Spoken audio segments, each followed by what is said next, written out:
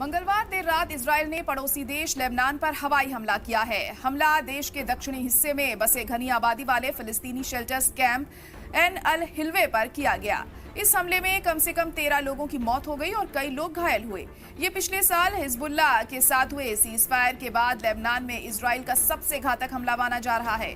उस सीजफायर ने ईरान समर्थित हिजबुल्लाह और इजरायल के बीच हो रहे हमलों पर रोक लगा दी थी। इस हमले को लेकर इजरायली सेना का कहना है कि यह अटैक ट्रेनिंग कैंप पर था। इजरायली सेना ने कहा कि हमला सैदा शहर के पास मौजूद हमास के एक ट्रेनिंग कंपाउंड को निशाना बनाकर किया गया था।